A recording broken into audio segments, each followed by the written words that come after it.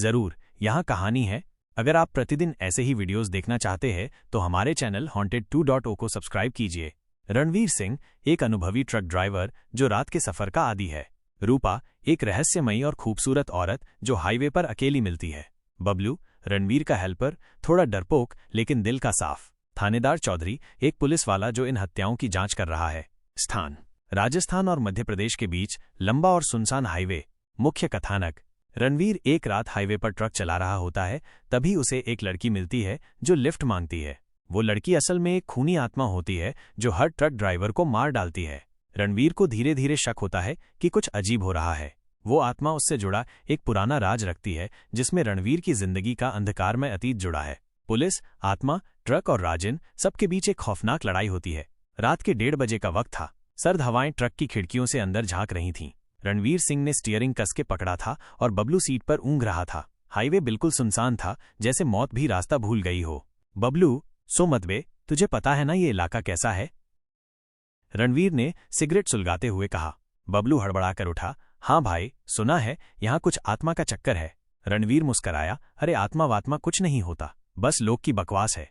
लेकिन उसी वक्त ट्रक के हेडलाइट की रोशनी में एक औरत सड़क के किनारे खड़ी दिखाई दी। सफेद साड़ी में, खुले बाल और चेहरा बिल्कुल भावशून्य। रणवीर ने ब्रेक लगाया। कौन होगी इतनी रात को? बबलू कांपता हुआ बोला। पता नहीं, पर अकेली औरत को यूं छोड़ भी नहीं सकते, रणवीर बोला और ट्रक रोक दिया। औरत धीरे धीरे ट्रक के पास आई। उसकी आंखें सीधी रणवीर की आंखों में घुसी चली आ रही थीं। मुझे इंदौर जाना है, क्या छोड़ दोगे? उसकी आवाज में सर्द हवा की सी सरसराहट थी। रणवीर कुछ पल चुप रहा, फिर दरवाजा खोलते हुए बोला, बैठ जाओ। और यही वो पल था जब मौत ने ट्रक में सवारी कर ली थी। रूपा ट्रक में चढ़ गई। उसकी मौजूदगी से ट्रक का माहौल अचानक ठंडा हो गया। बबलू ने अपने जैकेट की जिप ऊपर तक चढ़ा ली। कहाँ जाना है? रणवीर ने पूछा। जहां तुम ले जाओगे, रूपा ने बिना मुस्कुराए कहा। बबलू ने रणवीर के कान में फुसफुसाया, भाई ये कुछ ठीक नहीं लग रही। रणवीर ने जवाब नहीं दिया। ट्रक फिर से रफ्तार पकड़ने लगा। सड़क पर अजीब सन्नाटा था और ट्रक की हेडलाइट में उड़ती धूल मानो किसी भूतिया पर्दे की तरह लग रही थी। तभी ट्रक के रेडियो में अचानक बिना वजह खरखराहट शुरू हो गई। किरण रुक जाओ, पलट जाओ, आवाज आई। रणवीर ने झल्लाकर रेडियो बंद किया। क्या हुआ? रूपा ने पहली बार मुस्कुराने की कोशिश की, लेकिन उसकी मुस्कान मानो मरे हुए चेहरे पर खिंची गई हो।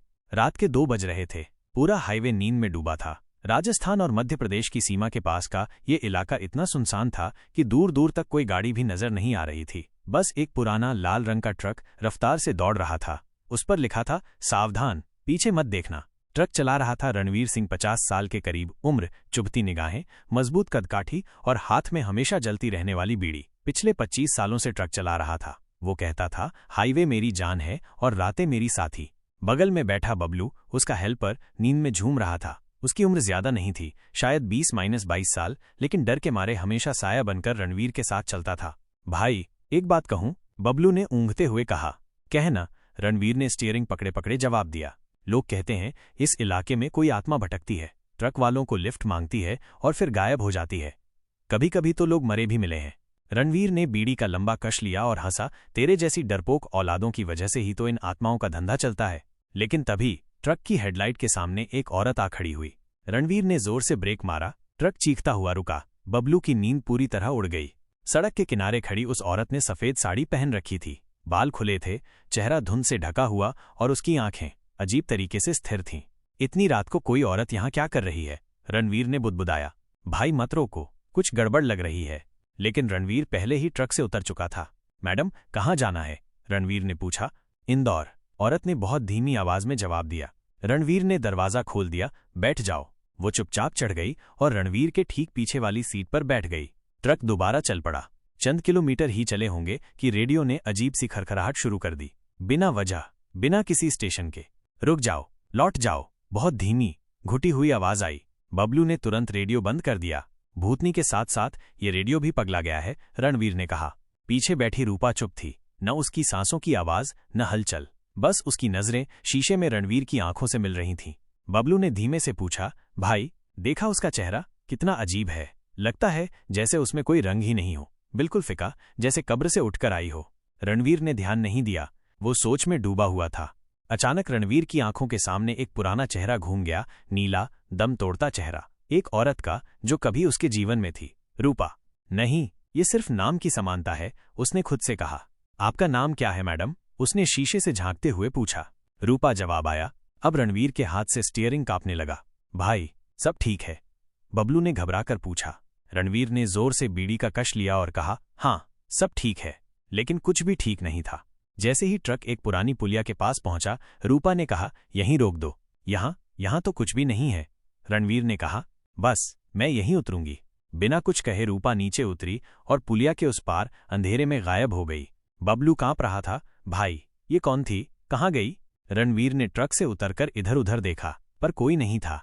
पुलिया के नीचे झांकते ही उसकी आंखें फटी रह गईं।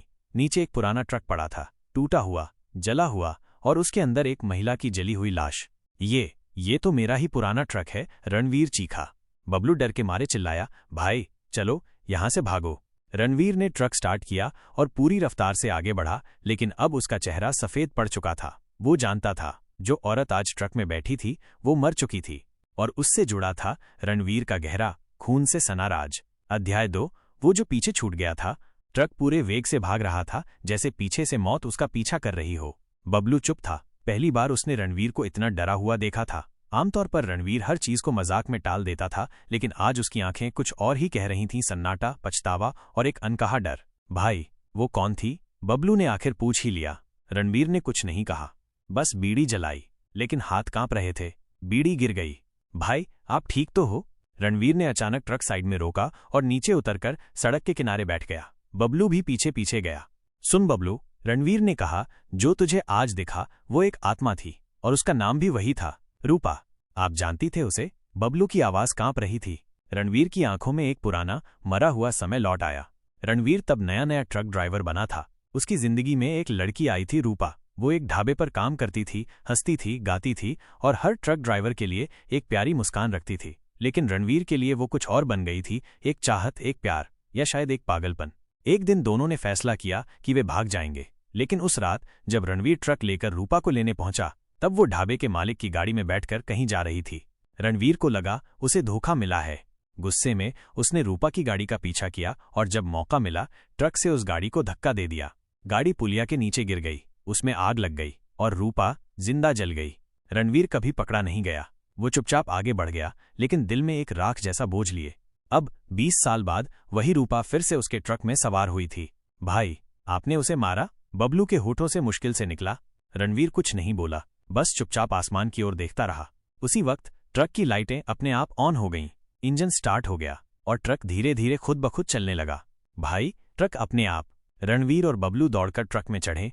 स्टीयरिंग अपने आप घूम रहा था और रेडियो पर वही आवाज दोबारा आई, अब मेरी मंजिल पूरी होगी। रणवीर, तू भी वहीं जाएगा जहां मैंने जलकर मरते देखा था। रणवीर की आंखों में आंसू आ गए। वो जानता था रूपा वापस आई है, लेकिन अब वो प्यार नहीं, बदला बन चुकी है।